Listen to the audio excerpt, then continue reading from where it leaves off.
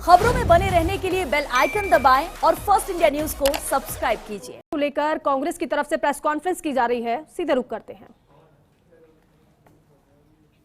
और देखिए, अब कल भी एक प्रेस कॉन्फ्रेंस की गई थी क्योंकि लंच ब्रेक हुआ है। कई किलोमीटर यात्रा का सफर तय करने के बाद जयराम रमेश को आप देख रहे हैं और साथ ही साथ आप देख रहे हैं कन्हैया कुमार भी उनके साथ बगल में बैठे हैं। संभवतः वो भी बोलेंगे प्रेस कॉन्फ्रेंस में, क्योंकि कन्हैया कुमार की भी फैन फॉलोइंग है ही, लेकिन कन्हैया कुमार को लेकर बीजेपी सवाल भी तमाम उठाती है। अब देखना यह होगा कि यहां पर इस प्रेस कॉन्फ्रेंस में वो क्या कुछ कहते हैं। फिलहाल तस्वीर आपको हम दिखा रहे हैं। अब से थोड़ी देर में प्रेस कॉन्फ्रेंस की शुरुआत होगी और मीडिया की तरफ से भी तमाम सवाल पूछे जाते हैं प्रेस कॉन्फ्रेंस के दौरान। लेकिन उससे भी ज्यादा महत्वपूर्ण यह है क्योंकि कल जब हमने सुना था जयराम रमेश को, उनसे जब सवाल पूछा गया था भारत जोड़ो यात्रा को लेकर, तो उन्होंने एक बात तो क्लियर कर दी थी कि ये जो भारत जोड़ो यात्रा है वो चुनाव जीतो यात्रा तो बिल्कुल भी नहीं है। इसको लेकर हम ये यात्रा नहीं कर रहे। हम यात्रा इसलिए कर रहे हैं क्योंकि हमें जन सरोकार की चिंता है। हम जन सरोकार से जुड़े हुए मुद्दों को उठा रहे हैं और इसलिए राहुल गांधी भारत जोड़ो यात्रा कर रहे हैं। अब प्रेस कॉन्फ्रेंस जब शुरू हो जाएगी तो सुनना बेहद दिलचस्प और जरूरी होगा कि क्या अहम बातें आज की प्रेस कॉन्फ्रेंस के दौरान कही जाती है, क्योंकि लंच ब्रेक के बाद कल भी प्रेस कॉन्फ्रेंस हुई थी। जयराम रमेश के साथ साथ प्रदेशाध्यक्ष भी मौजूद थे, खुद मुख्यमंत्री अशोक गहलोत भी मौजूद थे। उन्होंने भी भारत जोड़ो यात्रा को लेकर अपने अनुभव को साझा किया, न केवल साझा किया बल्कि तमाम बातों को मीडिया के समक्ष रखा था। और साथ ही साथ आपने देखा था कि 10 भारत यात्री राजस्थान से जो शामिल हुए हैं उन्होंने भी अपनी बातों को रखा था कि आखिर क्यों वो भारत जोड़ो यात्रा का हिस्सा बने हैं, किस उद्देश्य के साथ और क्या कारण रहा जिससे वो भारत यात्री बने हैं। उन्होंने अपनी बातों को साझा किया था। एक एक कर सभी 10 भारत यात्री जो राजस्थान से शामिल हुए हैं उनको मौका दिया गया था अपनी बात रखने का और एक एक कर सभी ने अपनी बातों को रखा था। अब क्योंकि इसी प्रेस कॉन्फ्रेंस का इंतजार भी किया जा रहा था, क्योंकि तय थी प्रेस कॉन्फ्रेंस और जयराम रमेश को आप देख रहे हैं। संभवतः थोड़ा समय की वो बात कह रहे हैं और अब से थोड़ी देर में ये प्रेस कॉन्फ्रेंस शुरू भी हो जाएगी। और देखिए, ये जो चेहरा है बगल में बैठा हुआ कन्हैया कुमार, जब ये बोलते हैं तो इनको भी लोग सुनते हैं। हालांकि वो अलग बात है कि तमाम तरीके की बातें भी निकल कर सामने आती हैं। खास तौर से अगर विपक्ष की बात की जाए तो वो इसको मुद्दा भी बना लेते हैं। और अब जयराम रमेश प्रेस कॉन्फ्रेंस में अपनी बातों को वो रखेंगे और अत्यंत लोकप्रिय क्या कुछ कह रहे हैं वो सुनते हैं जरा। कन्हैया कुमार वो अभी अभी गुजरात से लौटे हैं और आपको जो चुनाव का अभियान था गुजरात में उसके बारे में कुछ बताएंगे और भारत जोड़ो यात्रा के बारे में भी कुछ सवाल होंगे आपके, आप कन्हैया जी से पूछ सकते हैं। मैं कन्हैया से गुजारिश करूंगा वो 10-15 मिनट के लिए आपको संबोधित करें। आप उसके बाद आपके सवाल होंगे और अंत में हम एक फिल्म रिलीज करने वाले हैं। हम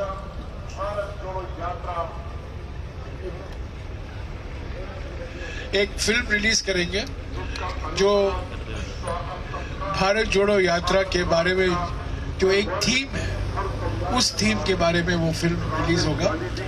और अगले 3-4 दिन में हर एक रोज हम एक एक फिल्म रिलीज करते रहे। तो पहले कन्हैया जी आपको संबोधित करें। इनको बंद करवाता हूं। सबसे पहले हम भारत जोड़ो यात्रा की तरफ से सभी यात्रियों की तरफ से, भारत यात्री, अतिथि यात्री, इंटर स्टेट यात्री, सिविल सोसाइटी के लोग और ऐसे भी बहुत सारे व्यक्ति हैं जो इस यात्रा में चल रहे हैं, जिनके पास किसी कैटेगरी का कोई पास नहीं है लेकिन हौसला है चलने का और एक उम्मीद उनको भारत जोड़ो यात्रा में दिखती है। उन सभी यात्रियों की तरफ से आप सभी पत्रकार साथियों का हार्दिक स्वागत करते हैं और धन्यवाद देना चाहते हैं वीरों की भूमि राजस्थान को, खास करके जो यहाँ के लोगों का आतिथ्य सत्कार है, जो उनका एक मशहूर पंक्ति है पधारो हमारे देश, उस आतिथ्य सत्कार का हम लोग जबरदस्त आनंद उठा रहे हैं और भारी संख्या में जब से यात्रा राजस्थान प्रवेश की है लोग यात्रा से जुड़ रहे हैं। और ख़ास करके मैं उन लोगों के प्रति बहुत आभार व्यक्त करना चाहता हूं जिन जिलों में हमारी यात्रा नहीं जा रही है वहां से बड़े पैमाने पे लोग 400-400 किलोमीटर 500-500 किलोमीटर चल करके आए हैं। ठंड में जो है आते हैं, रात को किसी तरह से रुकते हैं, फिर सुबह 6 बजे से यात्रा में शामिल होते हैं। उनके प्रति अपना आभार व्यक्त करता हूं और राजस्थान की इस महान भूमि को नमन करते हुए कुछ बातें कहना चाहता हूं। सबसे पहली बात तो ये कि आज डॉक्टर बाबा साहेब भीमराव अंबेडकर जी का महापरिनिर्वाण दिवस है और जब हम किसी व्यक्ति को, उसकी महानता को और उसके काम को याद करते हैं तो मेरी राय में उस व्यक्ति के जो विचार हैं, जो सिद्धांत हैं, उनको अपने जीवन में उतारना यही उस व्यक्ति के लिए सही श्रद्धांजलि है।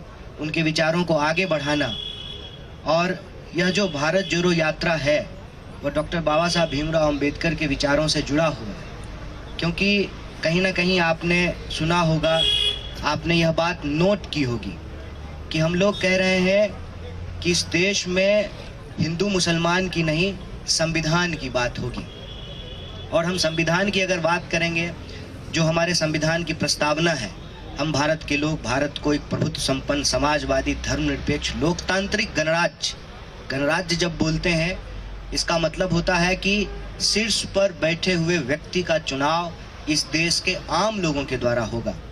और ये जो भावना है प्रस्तावना की, इसी भावना से यह भाव पैदा होता है कि हम इस देश को नफरत की आग में नहीं जलने देंगे। जब हम कहते हैं हम भारत के लोग, तो हम ये नहीं कहते हैं कि हम हिंदू, हम मुसलमान, हम सिख, हम ईसाई। हम भारत के लोग मतलब हम सभी भारतीय जो इस भूभाग पे पैदा हुए हैं, कन्याकुमारी से लेकर के कश्मीर तक, अरुणाचल से लेकर के गुजरात तक, इस भूभाग पे रहने वाले सारे लोग मिलजुल करके समानता के अधिकार के साथ अपने दायित्वों, कर्तव्यों और अधिकारों का इस्तेमाल करते हुए हम देश को बेहतर बनाएं। यह जो संविधान का भाव है, उस भाव को यह भारत जोड़ो यात्रा लेकर के चल रहा है। और हमारे देश के लोगों के जो बुनियादी सवाल हैं, क्योंकि देश हमेशा देश के लोगों से बनता है, इसीलिए लोगों के जो सवाल हैं वही देश के सवाल हैं। ऐसा नहीं हो सकता है कि लोग के सवाल अलग होंगे और देश का सवाल अलग होगा। अगर देश के लोग महंगाई से परेशान हैं तो यही देश का भी सवाल है। अगर देश के लोग बेकारी से परेशान हैं तो यही देश का भी सवाल है। इन भावों को लेकर यह भारत जोड़ो यात्रा चल रहा है। तो आज यह बहुत महत्वपूर्ण दिन है भारत जोड़ो यात्रा के लिए और इसीलिए इस मंच से हम लोग श्रद्धांजलि व्यक्त कर रहे हैं भारत रत्न डॉक्टर बाबा साहब भीमराव अंबेडकर को। जैसा कि जयराम जी ने कहा कि हम गुजरात चुनाव से होकर के आए हैं और इस संबंध में भी एक बात मैं आपसे साझा करना चाहता हूं। बार बार भाजपा ने अपने कैंपेन में कहा कि राहुल जी नहीं आए हैं चुनाव प्रचार करने के लिए गुजरात। बार बार ये कहा गया कि चुनाव हो रहा है गुजरात में तो भारत जोड़ो यात्रा गुजरात क्यों नहीं जा रही है। कई मौक़ों पे इसका जवाब हम लोगों ने दिया, लेकिन वहाँ जब हम लोगों के बीच गए और लोगों से जब बातचीत की तो लोगों ने कहा कि हम समझते हैं कि देश का भूगोल ऐसा है कि जब आप दक्षिण से उत्तर की तरफ जा रहे हैं तो पश्चिम में स्थित गुजरात आप नहीं आ सकते हैं, लेकिन आपकी भावनाएं हमारे साथ है और गुजरात के लोगों की भावनाएं भारत जोड़ो यात्रा के साथ है, ऐसा लोगों ने बताया।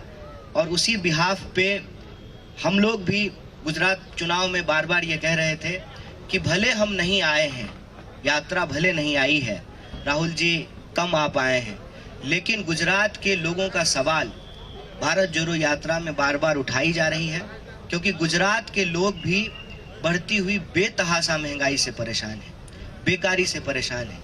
और नौजवानों की हालत ये है कि 22 बार वहाँ पे प्रश्न पत्र लीक हो चुके हैं, चाहे आपको +2 का प्रश्न पत्र हो या किसी नौकरी का प्रश्न पत्र हो, बार बार वहाँ पे प्रश्न पत्र लीक हो रहे हैं। किसानों की हालत वहाँ भी ऐसी है कि उनको उनके फसल का उचित दाम नहीं मिल रहा है।